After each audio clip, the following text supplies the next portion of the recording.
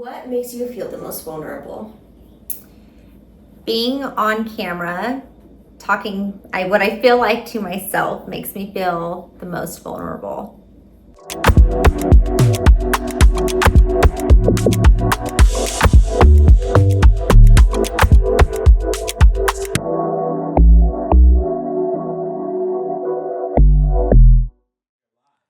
I'm sending.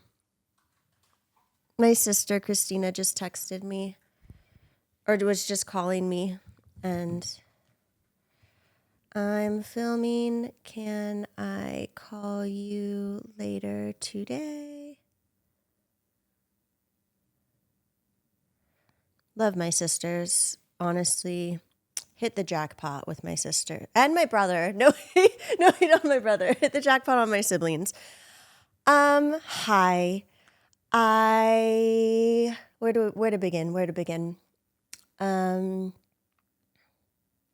I'm very excited. I feel like I start every intro with I'm very excited, but I am because I thought that our last shoot that we did was going to be the last one here in my living room because I am building out a studio space for the Beauty Manifest that is going to be just a dedicated room. I can walk in, turn on the lights, and it's ready to go because as of now, my studio is literally in my living room, which I love. I love the idea of having guests on my couch and it being really intimate and like casual and conversational. So I still want that vibe in the studio, and the studio is still going to be in my home. So it's, similar kind of energy, but it's just going to be a whole new look. Very TBM branded, so much like earthy, grounding green. And I'm really excited to curate a space that is like dedicated to this and like me on my woo shit, but like really like foster the energy in that space and have it be like this clean, clear space that is just for these conversations. I don't know. It feels necessary. I feel compelled. I'm very excited. So this, I think, today and tomorrow we're filming, and I think these will be our last shoots in my living room. I think I might paint the room myself, so I need to get around to that. But that being said, today we have Cheree Ashley. She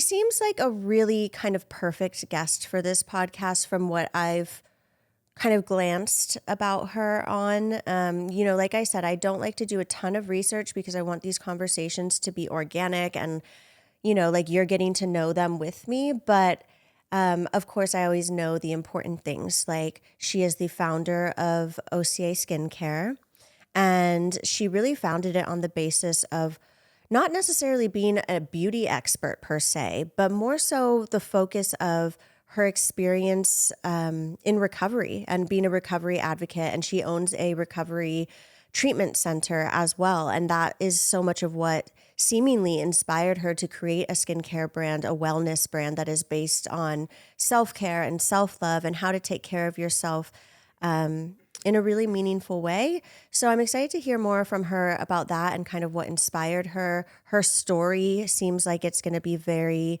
powerful. Everyone's story is. I stand by that. It's like so often I'll like get this like just like intuitive hit and be like, yeah, they'd be a good guest for the podcast when I meet someone out and about. And I'm like, then my logical brain goes, well, they don't necessarily like this, or this. But then I'm like, no. Everyone has a story to tell. And this podcast is not just about beauty either. I think beauty is the basis of so much in our lives and what it truly means to us and where it stems from. But this is wellness. This is lifestyle. This is a platform where we can have tough conversations and create shifts, not just within the beauty industry, but for ourselves as individuals and us as a collective and all of that good stuff. So everything that she has built, I think, really goes hand in hand with that kind of storytelling. So she should be here any minute, and I can't wait to meet her. I can't wait for you all to get to know her. Hope you love this one, and I'll see you at the end. And I want to know your goal with this. What, with the podcast? Yeah. Like I know with like the mental health, is it specifically like just for like those in beauty or just kind of you know? Yeah, I was just saying, I'm like, I've had so many beauty brand founders on recently because there's been so much momentum, honestly, like so much incoming interest, which I'm so grateful for, because oftentimes with guest podcasts, that's the hardest part, is just booking guests. But I haven't been differentiating my guest list very much recently as a result. Whereas when I started, there was a lot more people within like the wellness and even spirituality space. Like I have psychics on, I have therapists. I have a resident therapist who speaks on a monthly basis with me. So we do one episode a month with her. And then I've also had different psychologists on, meditation, breathwork facilitators. So I want more of that. Yeah. But with so much momentum, I think from the work I've been doing at Sephora, there's been a lot more brand interest, Right. which is why I get so excited, especially when I have someone like you who really encompasses the whole basis of this podcast. There is always going to be this root to beauty here, because like that's where my whole career has been. That's where my root was. But I want to unpack the beauty standard. I want to unpack what beauty actually means to us and how it constrains us and how we can release that. And I want aspirational figures like you who have a brand that people look up to share their vulnerabilities and what they've been through, so it can seem more attainable to people who feel really lost. Like just getting more real. It's not an entrepreneurial story, it's a personal story. And they really are the same, but I think it's like the approach in which we kind of dig in. So, and I've studied clairvoyance myself, and I've read people, and it's not something that I do professionally, but I think I like to bring my intuition into these conversations and let it guide, which is why I don't do a lot of prep or research, which a lot of people are like, well, if you want to be a professional interviewer, I'm like, I don't. I want to have conversations with people that create connection. And honestly, it flows more authentic that way. Like anytime I have gone on a stage and I have spoke on so many different platforms, whether it's with students or doctors or whatever, I've never pre-written anything. Yeah, I can't. I just have to like whatever I'm feeling at that moment, because I feel like if I even try to go off of a script or paper, I'm going to mess it up. I'm going to skip through the lines, and then it's going to be very obvious.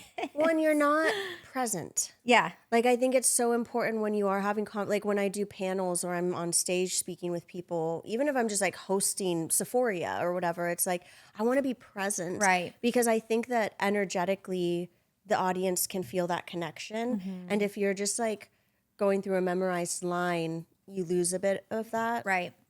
The more work I do, the more I realize that my goal is to move away from more of that and more into authentic storytelling. It's just kind of finding your niche. But I continue, the main feedback I continue to get on this podcast is that a platform like this within the beauty space doesn't exist, and we need it. And so I'm like, okay, that's keeping me going. You know, I'm like, okay, that's the feedback I need to hear, because that's what I feel. I think after a handful of years being behind the camera on Sephora's social media team and being kind of the strategy behind content that we were putting out, I started to feel that weight and be like, all right, we can create some more positive change. Which is so crazy, and I love, and that's really like when they had sent you over to me, I'm like, this is perfect, because I feel like we are both in opposite industries professionally entering new spaces. Ah, whoa, I like this. Yeah. And I'm like, I love that, because you're entering this mental health, like what is this doing for you personally? And I'm coming from a background of all mental health into beauty industry. We're switching places, kind of. Yes. Wait, that's beautiful. You literally hit that on the nail for me, because I really gravitated into doing this with Osier because of the heaviness of working in the mental health space. Osier. Okay, yes. I said OCA. That's okay. I'm sorry. That's fine. I listened to the news video. I feel like they said OCA. Osier. Osier is a kind of weird one. Osier. I'm like, I don't really quite understand that one. Osier is how you said it. Yeah. Osier. Technically, Osier. Osier. Thank you. Osier. So 2 syllables. Osier. When we That's first easier. launched and everyone kept like, messing up the name, I'm like, do I change it? Do I change it now before? I mean, look at Way. Way took so long. Like everyone was like, whoa, like what is Way? And then finally it caught on, and now it's like a staple household cult following hair brand, Or Monat. I still don't know which is the appropriate way to say it, but so I'm like, it's fine. No, it's people totally put fine. Their own twist on it, and it's cute, and especially people with accents. I'm like, yes, stay that way. I like that. I like the way it sounds. Yeah, same with Alpine Beauty. A lot of people say Alpine. And Kendra, I had Kendra on recently, and she's always having to correct people, but she's like, it's fine. It doesn't matter. It's fine. Yeah. I am so glad that you brought that into this. I love that perspective, and it's so true. We're both kind of merging into each other's worlds a little bit. Wow.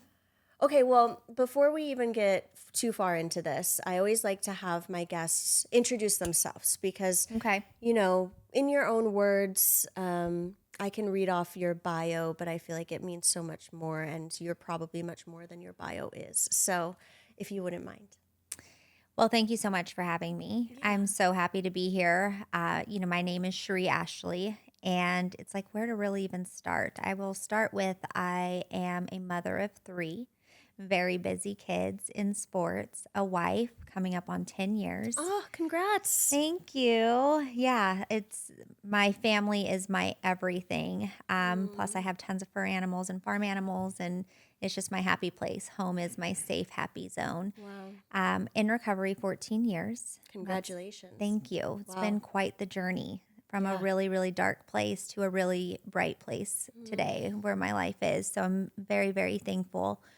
I am a founder of a few different projects, and I know I'm like, girl, how are you here? Before we started filming, like, literally, are you breathing? Yeah, you have so much on your plate. It is, but it's one thing I love the most about creating companies is that is my specialty, and I love bringing along team members that specialize in what they specialize in and see us all merge together to be one really solid team. And I wouldn't be able to be here if it wasn't for the amazing team that I have at my facility. So I have recovery centers for primary substance abuse as well as primary mental health. And I'm also a certified intervention professional. Wow. So I've traveled the country helping families navigate the process of getting their loved one into treatment when they're unwilling. Oof. Yeah. I have so much I want to talk to you about that I can't talk about on camera out of privacy to the person that I went through with. But I guess just I have so much gratitude and respect for what you do. Thank you. Yeah. I've been through it personally with someone very close to me, and it is facilities like yours and people on the ground doing the work day after day in those rooms, connecting, talking to the people who are creating real change in this world. So really respect what you're doing and really admire how you've taken your recovery and your advocacy and your change-making attitude into a passion like skincare and wellness, like your brand that you've started. So maybe talk a little bit about that and how that transition happened for you. Like what about your experience pushed you into this world?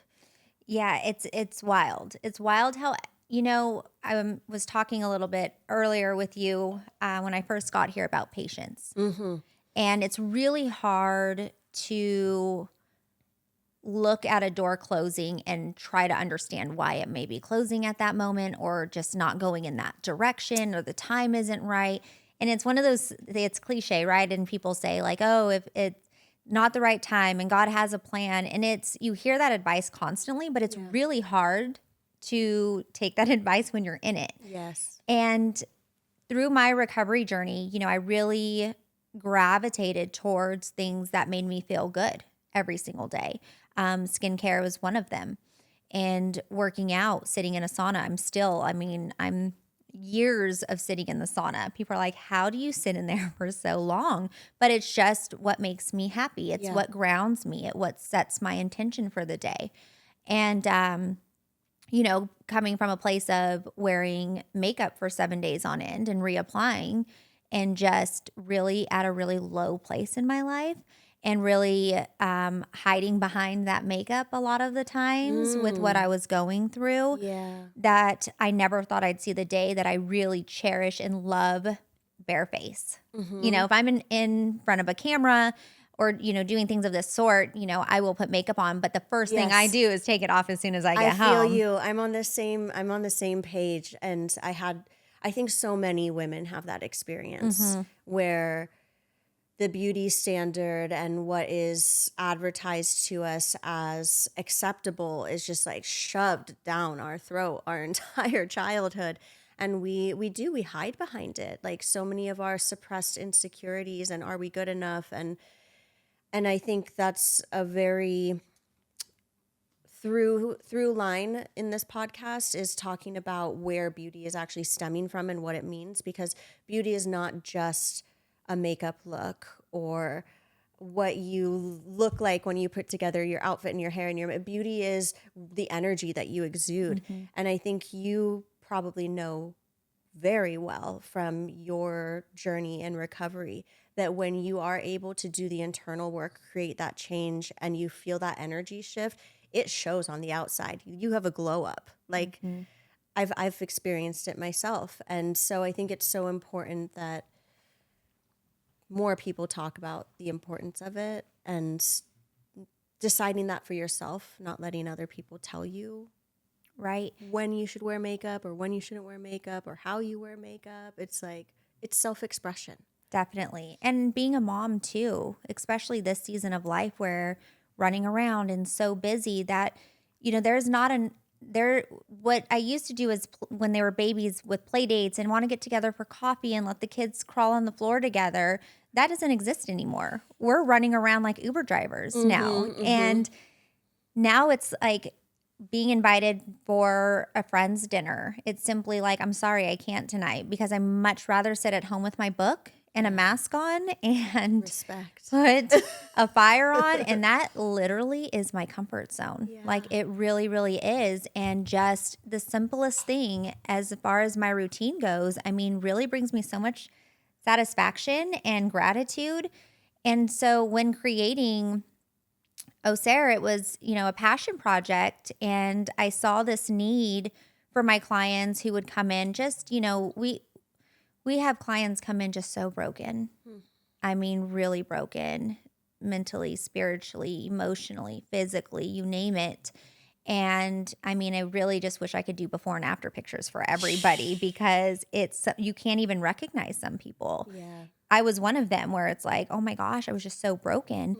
And just those little acts of self-care and just going that little extra mile to show them that they're cared for and they're loved goes a long ways, because I know I feel that. I know all my friends who are busy moms and they're running around, they appreciate a nice little gift bag when I'm like, here's some products. Like, oh my gosh, it's just that little thing that makes all the difference of how you feel and that confidence, building that self-confidence again.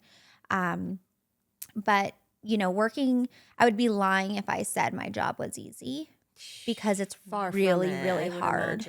It's really hard. You're in the weeds with people's lives.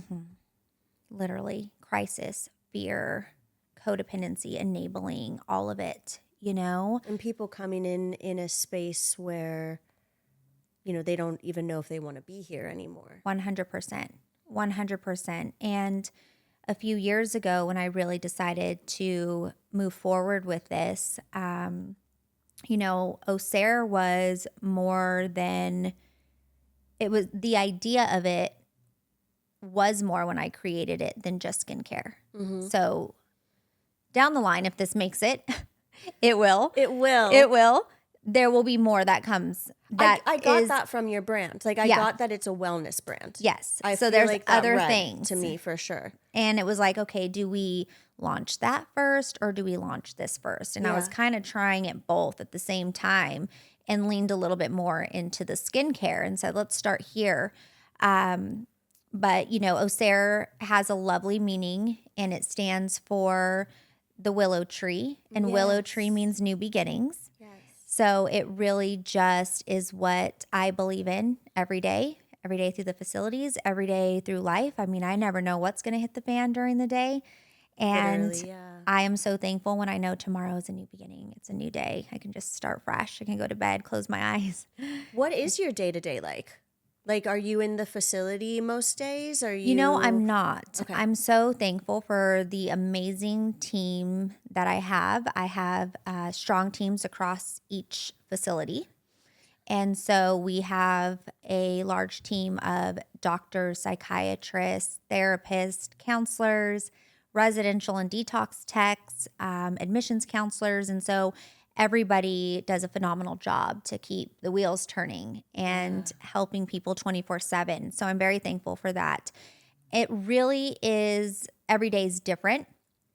Early on in my recovery, I learned, people say, how do you do it? I learned different dynamics of my life, right? And how to equally give to each dynamic and recognize when one is falling short. Sure. So, of course, some days may be less work, more, sports, or a little bit more work. I'm not going to be home for dinner. My husband's cooking dinner, of course, naturally. But being able to recognize, like, okay, I'm putting a lot of attention on this and I need to kind of shift it a little bit, has really helped me with the day-to-day to be able to tackle everything that is on that list, and really just trying to stay organized. I think I'm pretty good at time management and utilizing every second of the waking day. There's no doubt in my mind you must be. So, every day is just really different. Like this morning, wake up, and I wanted to make sure that I was gone yesterday as well, but home to pick up the kids. I wanted to make sure that I was able to help with the morning stuff, with lunches and breakfast and whatnot. So I went in, got my makeup done, but then went back home to make sure that I was able to get the kids up and out the door for school. Yeah. And so I won't be there for pickup like I was yesterday, but I'll be home to do dinner. Oh so my gosh, I try to just, day. Balance out. Do you experience overwhelm? I experience overwhelm I have very easily, and I'm getting much better as I've worked with my nervous system and I build out my toolkit.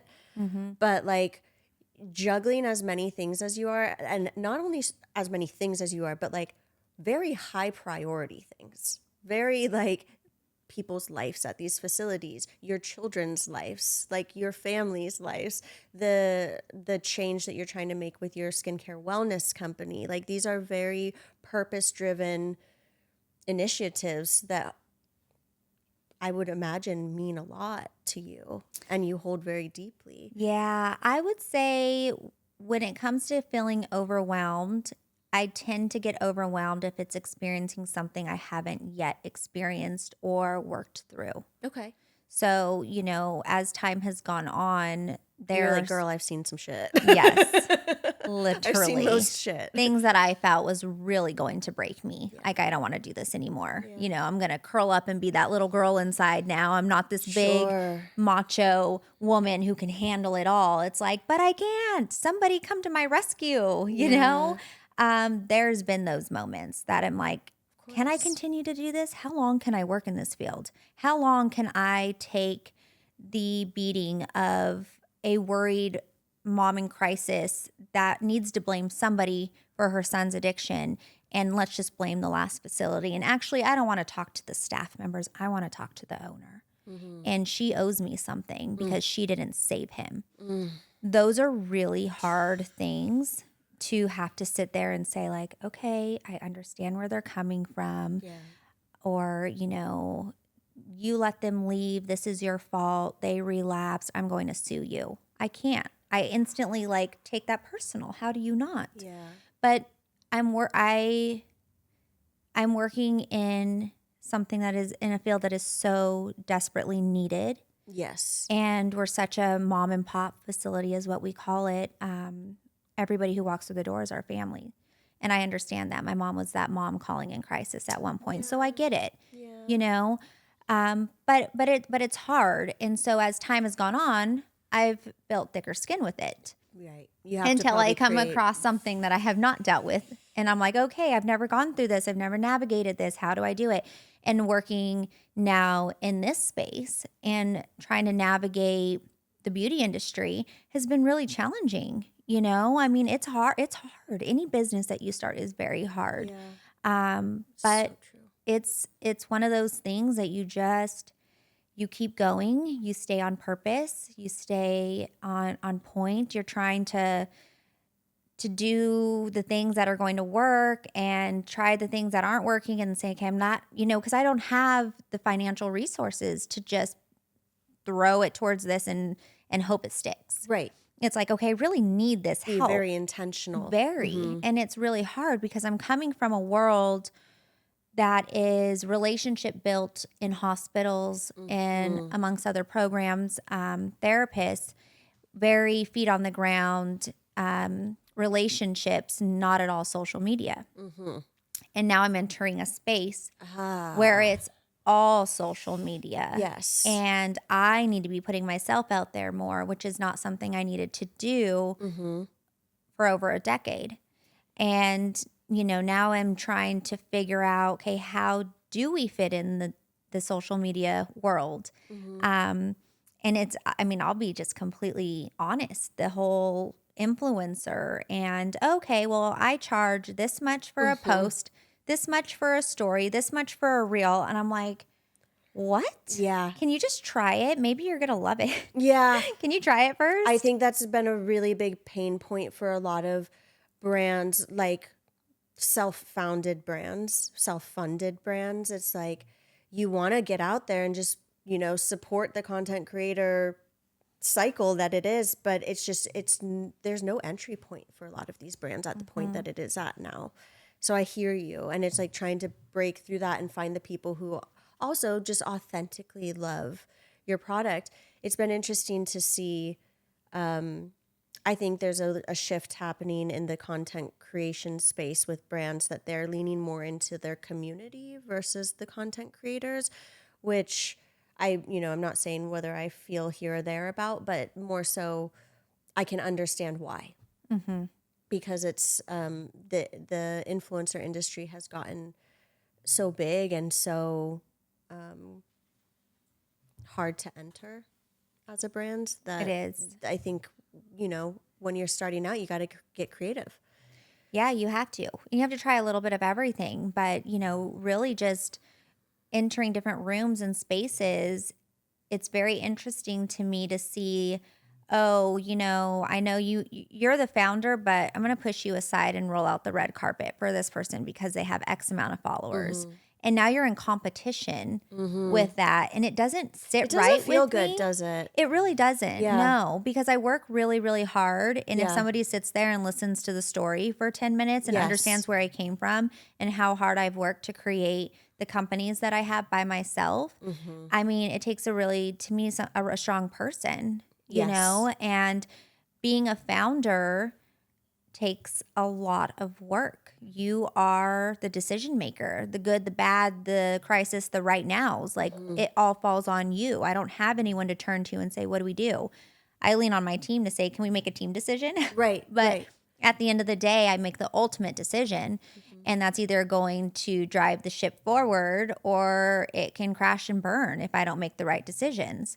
And so that's a lot of pressure. And so when I'm feeling I need to compete because of, a following or a social status, that's really challenging for me. And coming from a place of really just trying to help people from a really bad place in their life and really want to see them win.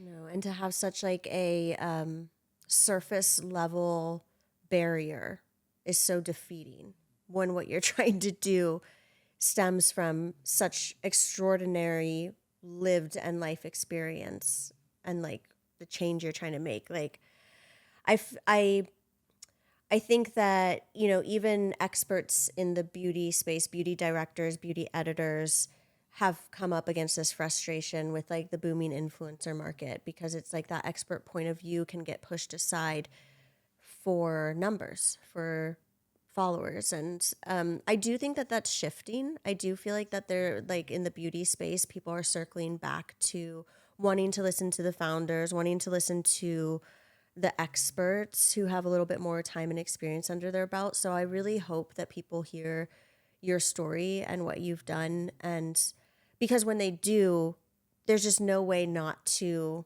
latch onto it. You know, like before even speaking to you, just looking at your socials, looking at your brand about page, I'm like, this is so compelling. It's so compelling, and you have real lived experience behind all of this that's fueling it. And I think that energy speaks so much louder than a following count ever can. So right. And you know, and I love what everybody is doing in that space. It's so great. I just think I'm also coming from a different place when what is influencing mean to me? What does that mean to me? And to me, I've been doing that through drug education for the youth. And being a mental health specialist and a substance abuse counselor and addiction specialist, and seeing the age get younger and younger and younger with substance abuse, with suicidal ideation, and it's stemming from social media, I'm like up against these two worlds, right? And I'm having to counsel these kids to find their outlet that is not leaning on substances, not feeling that peer pressure, and not idolizing something that's not a reality. And these young girls are having a hard time finding that crush and boyfriend. It's not the same as it was a decade ago. You know, now everything these boys are glamorizing, you know, this model that they maybe, you know, used an app to edit themselves. And these young girls who are becoming, you know, they're teenagers and they're developing and they're comparing themselves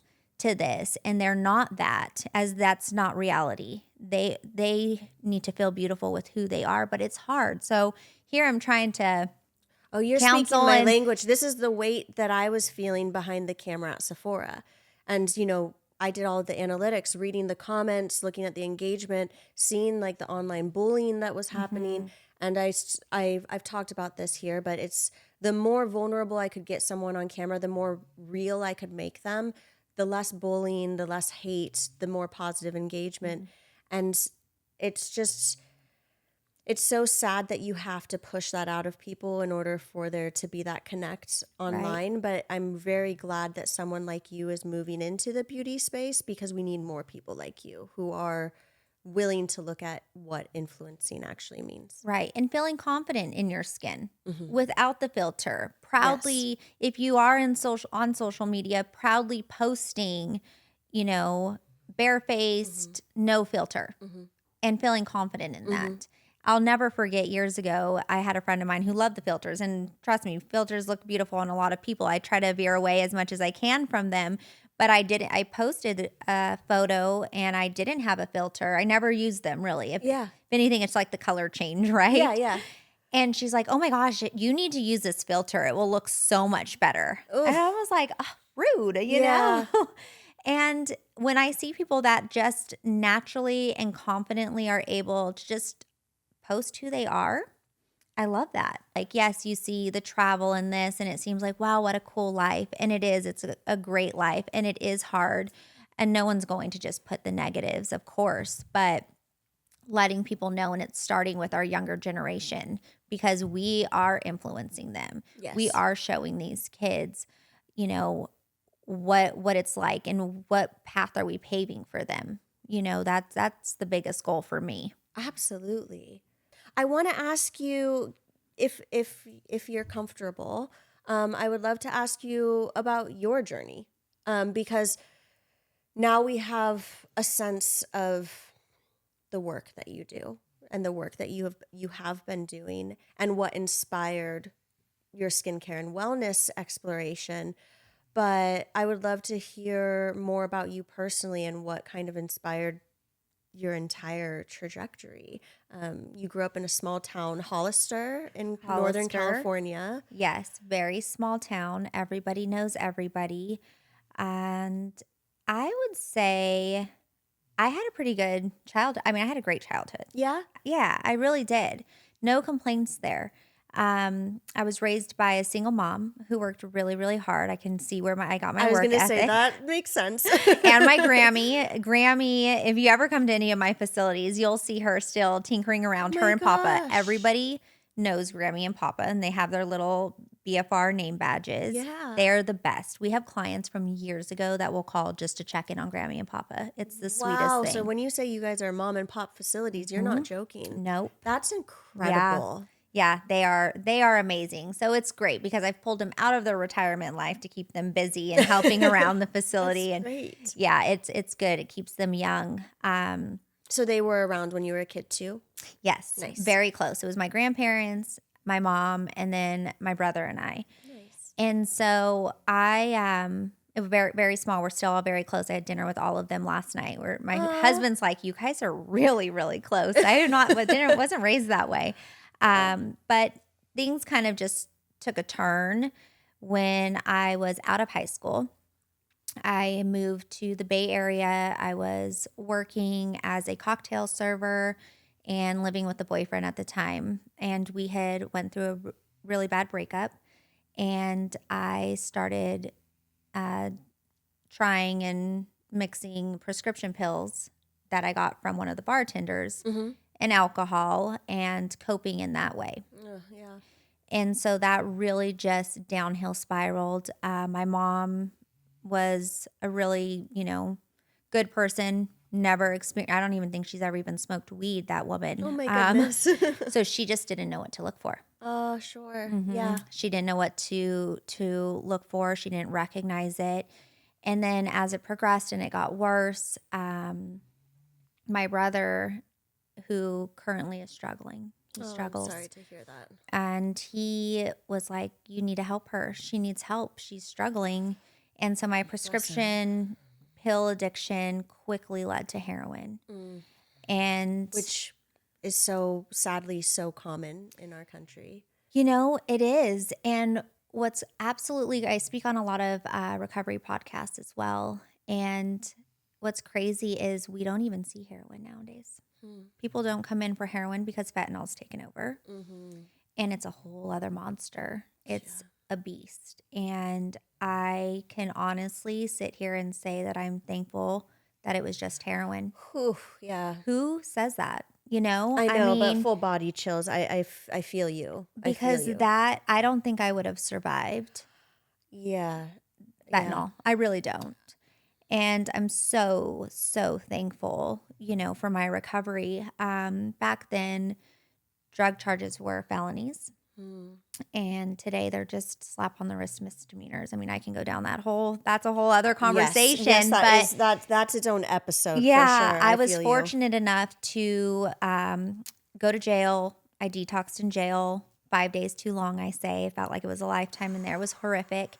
And my mom found me a program. I didn't even know what treatment was or rehab. I was like, sure, just take me anywhere but here. Yeah, and fair enough.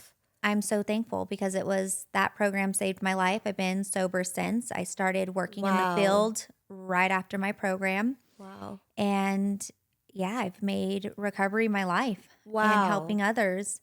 But it wasn't an easy journey.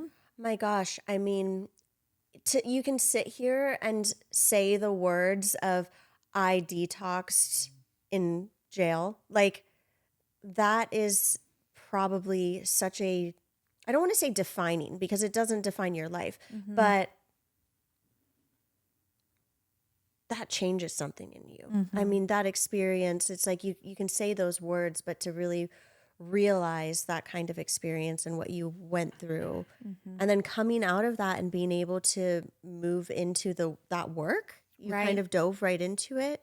I mean, did you feel, I get the sense that you are spiritual.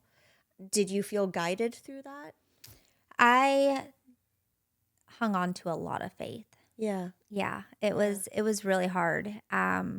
Sometimes it just takes me back to moments, right, when I talk about it. And it's crazy because when I was in jail and I was leaving, that's again a whole other conversation. But, my dad was gone for most of my childhood. I didn't really connect with him until I was a teenager. Okay. And he had 5 other kids, so just a broken family. I was raised, by my mom, and it was great. But then I discovered a whole other family that I had in my teenage years. Yep. But when I left, one of the officers said, "See you again."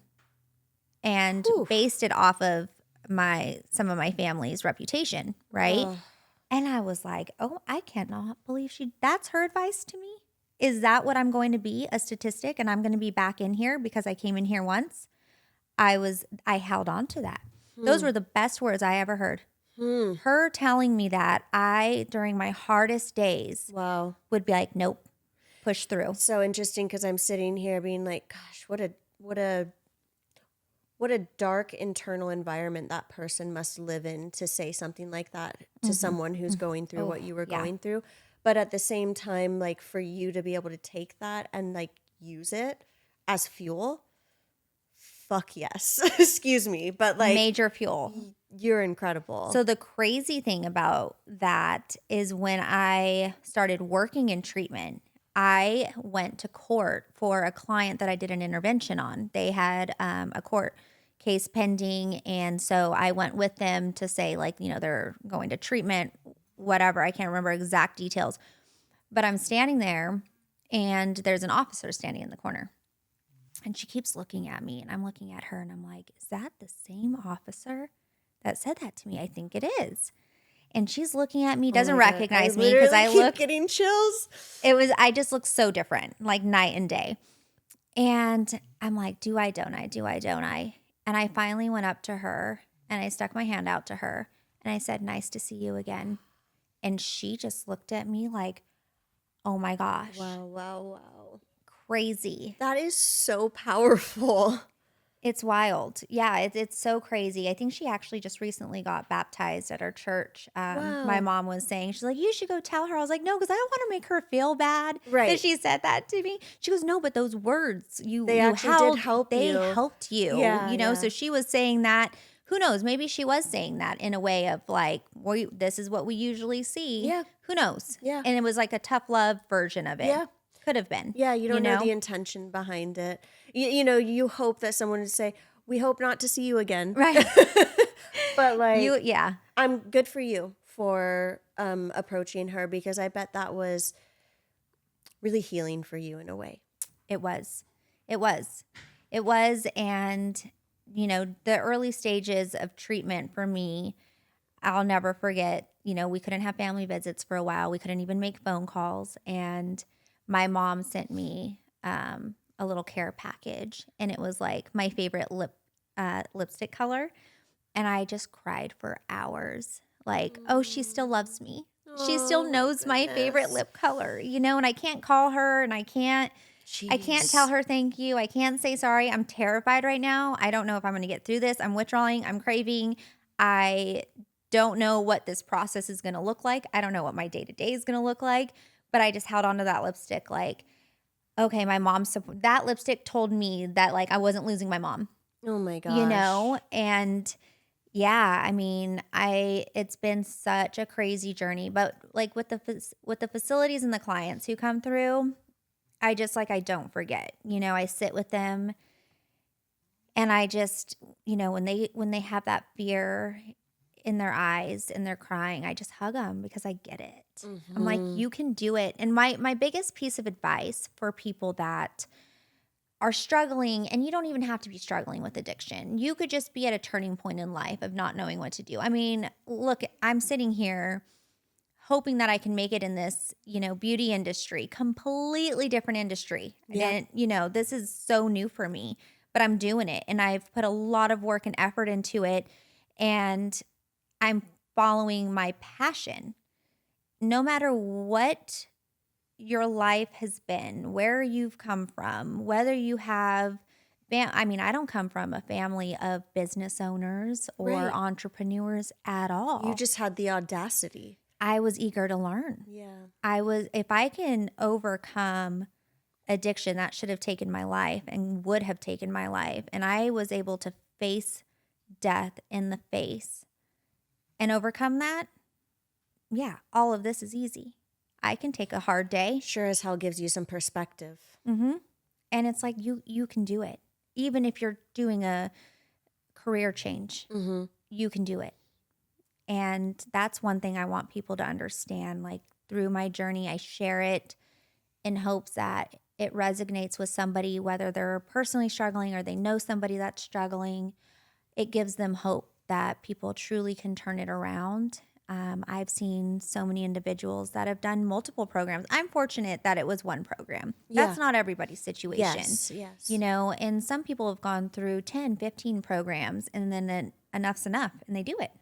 I'm so grateful that for you it was only one program, and for some reason it feels like that's what you were maybe given because that's all you needed in order to do this work. I agree. Like to have that experience, you know? I feel like I had, God knew I needed to overcome that because he needed me to be able to help as many people as we've helped. Yes. And how can you,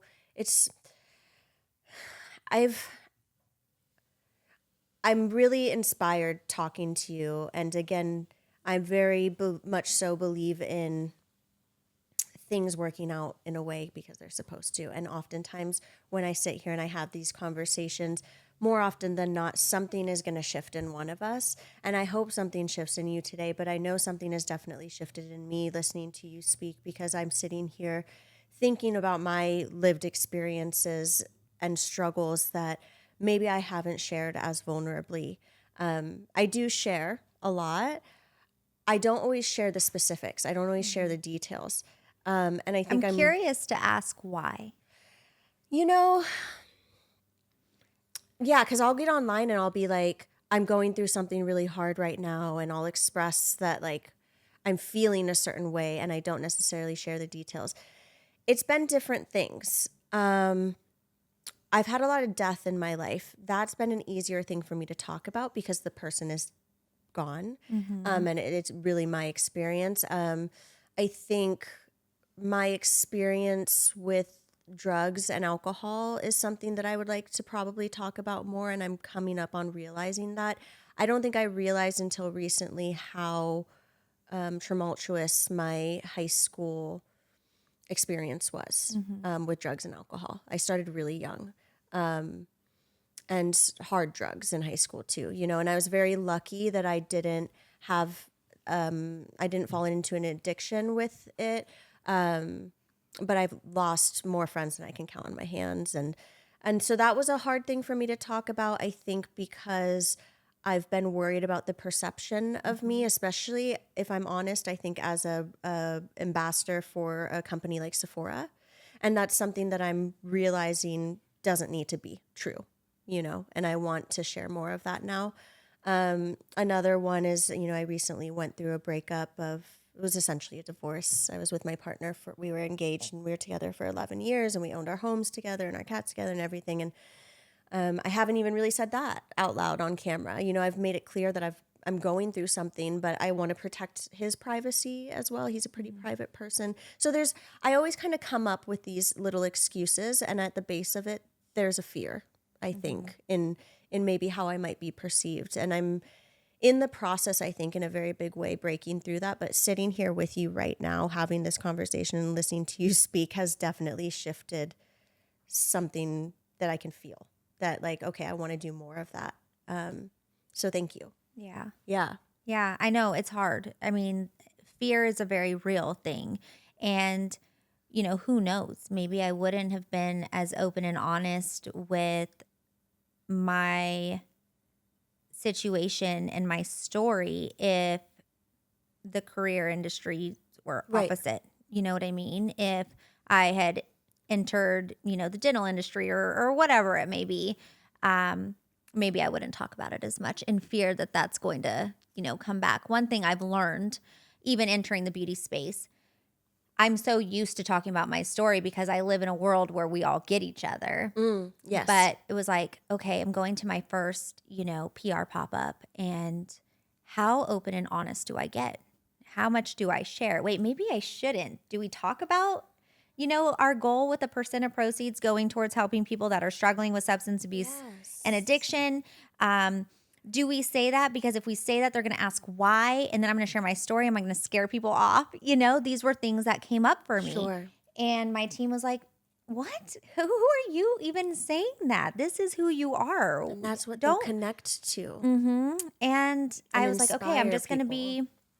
I'm going to be me. I'm going to be authentic. I'm going to Yeah. be honest. And the right people I'll connect with. And if it's not their cup of tea, then it won't be, you know? I Absolutely. mean, and we have really opened those doors. The amount of people that have come up to me at different events and they're like, I'm in recovery, or I've lost a loved one, but I haven't talked about it. But I see that this is what this brand is, and I absolutely love it. And seeing like, see, it is bringing those people together. And like you said, community. Yeah. There is so many people out there, and everybody knows somebody. Yes. And whether it's substance abuse or just depression or whatever it may be, everybody knows somebody, and it can just build a bigger community. And I'm really excited about that.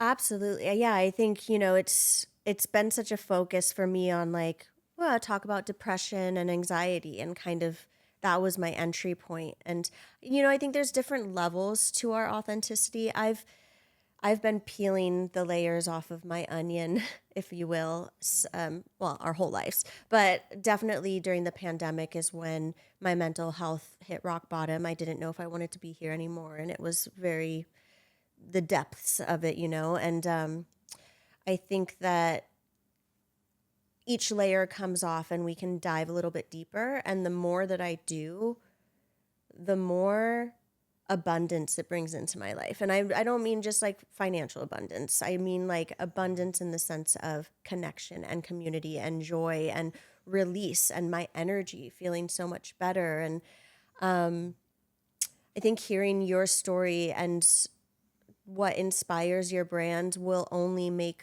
people want to support it more. And I will say, you were so sweet to send me your product ahead of this, and your formulas are incredible. Your packaging, I was giving you all of your flour. I was like, your packaging is like, I have not seen a brand with differentiated, innovative packaging like yours in a while. And I know it's just packaging, it doesn't sound, but it does make such a difference. It's so gorgeous and it feels so good in your hand.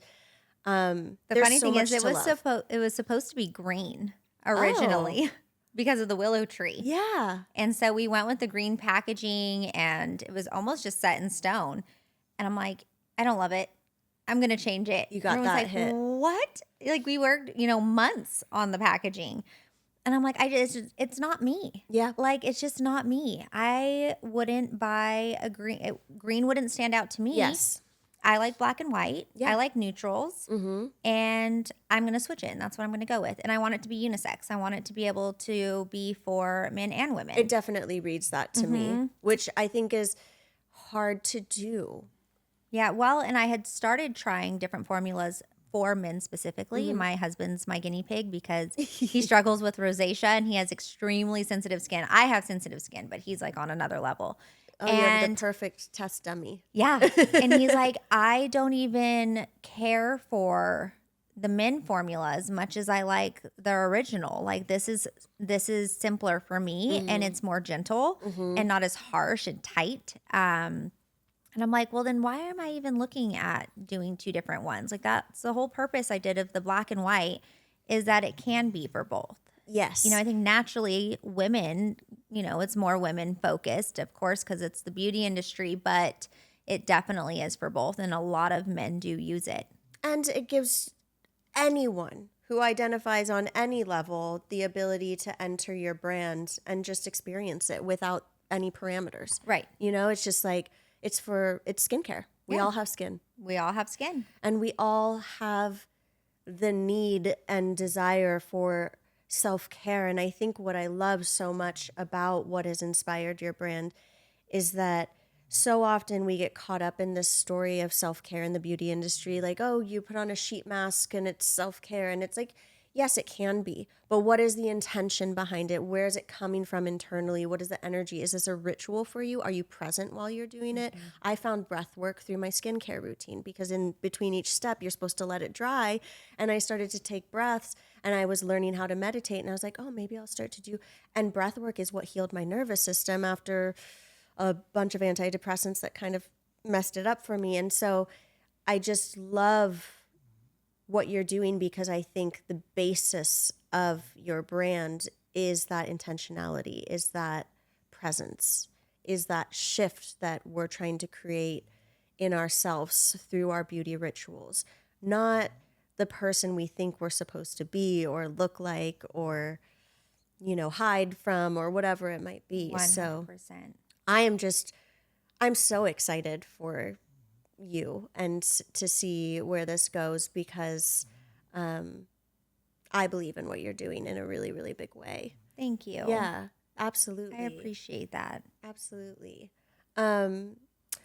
You said that your grandparents were a big part of your upbringing and they're still in the facilities. Are your family, do they also get involved in the brand?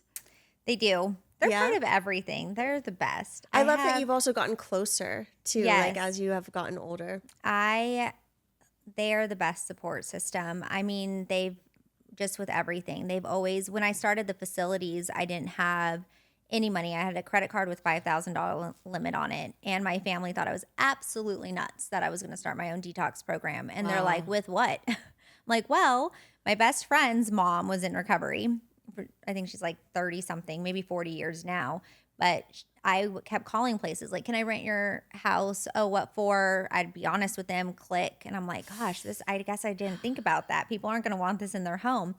So she called me and said, how serious are you about starting your own recovery center? I said, very serious. So she's like, well, there's this house. It's not on the market yet, but I will purchase it. Oh my gosh. And you can rent it from me. And we can sign a lease and you can start your program there. Like literally I've gotten full body chills with you like 7 times. That's incredible. It was amazing. And the house was very old. I still have those pictures because it looked like it was from the Brady Bunch. Like brown carpet and red tile. It was like so bad. And I came home and I had the keys and I'm like, Mom and Grammy, like I really need your help. Like I'm really doing this. I have the keys and there's no furniture in the place. So we were able to furnish it, which is like donations. Yeah. Again, so ugly. I'm like, no. My OG clients, I'm actually still friends and talk with most of them till this day. But they didn't care because I pretty much lived there. I couldn't afford staff. Yeah. So it was me, Ryan, my husband was just my boyfriend at the time.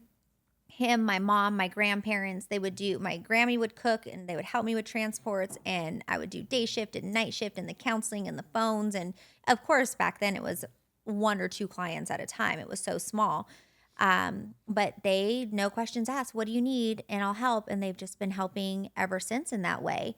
When I purchased the home, they helped me remodel. I have so many pictures of my son, like 2 years old, and my grandpa and me just like picking up all the old wood and all, crazy. My gosh.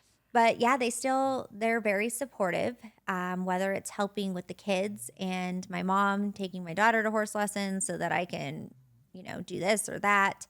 When we got our cleansers, we had a big batch of them that came like undone. And so there was just gel everywhere. No. And I was so stressed out. It was right before our launch dinner that we had in January for the cleanser and the toner.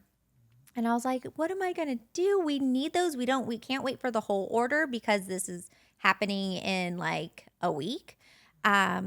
And I had my son's a Christmas Eve baby. So I was like, had to take him to his birthday. And I'm like, okay, I have to put work aside. I need to be present and focus with him and his friends. He cannot at all think that I'm stressed with work. So I get home and my mom and my Grammy and my daughter Fiona, they hand washed and put aside all the ones that weren't ruined and then put in a container, which I still have in my bathroom. I just refill all those broken pieces with my the back stock. Yeah. But they cleaned it all and they wrote it all out and they had a card and they sent me a picture and they're like, this many are good, this many are damaged. And there were really not as many as I had thought. And I'm like, that is the sweetest thing. I wanted to like share that right then and there, but nobody even knew we had the cleanser launching. So I was like, I couldn't. But yeah, they help so much. I'm so glad that you have that family support. You're so cool. You're so cool. And I mean that on like every level of the word cool. Like the way that you give to people, the way that you want to create change, the way that you're like, I have a $5,000 limit on my credit card, but I'm going to make this happen. And the way that people are showing up for you, like your friend with the house, your family with, it's not surprising, though not everyone gets that, but like it's not surprising because of who you are and your intention behind everything and the change you're trying to create. And I'm just so glad that you have that and that you are in a place of joy. You are so deserving. So are you. Thank you. I just love you.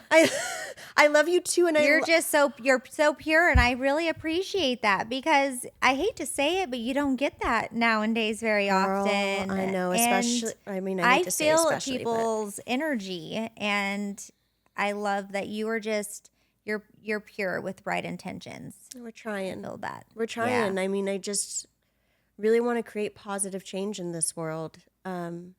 And so thank you for being an inspiration to that for me and probably everyone listening, because you definitely inspired me to want to be more vulnerable in a bigger way. And I think especially with everything that's changing in my life right now, I needed to hear this. So thank you. Yeah. Where can everybody find you and your brand, of course? Social media, since yes. that's big right now. Cheree Ashley. And Osier is Osier Wellness. Our website is osier.com. Yes. And for those who may be listening that are just curious, sober curious, or maybe a loved one that's struggling, bfrdetox.com. You can find us. And you can, of course, reach out to me personally. And I'm all ears and here to help any way that I can. Thank you so much for the work that you do. TBM is cheering you on. Thank you. Big way. Appreciate you so much. Thank you. And we're done. Bye. No, just kidding. I love having conversations on this podcast. I literally don't even care if anyone watches or listens. That's not true. I do care and I appreciate it so much. But what I mean is like, this is my happy place. It always makes me feel better. The guests that I get to know and get to learn from and get to be inspired by and get to connect with, I feel so lucky. And I'm so honored that people are willing to share themselves here, like Cheree, that like will go deep and share their vulnerabilities and have the conversations and say the things that like we're not trained to do and say by our society, and that actually create community and connection and positive change. And so just so much gratitude for Cheree for coming on and doing this. I hope that you all loved her. Find her on social, find her brand, look at her work, support her story. We're all out here just trying to make our dreams come true. And I think that whenever we can support one another, even in the smallest way, even giving a follow, even giving a like or a comment, or that like just that little message of love can literally change someone's day. So don't forget it and take care of yourselves. I appreciate you for watching so sincerely, and I'll see you next time.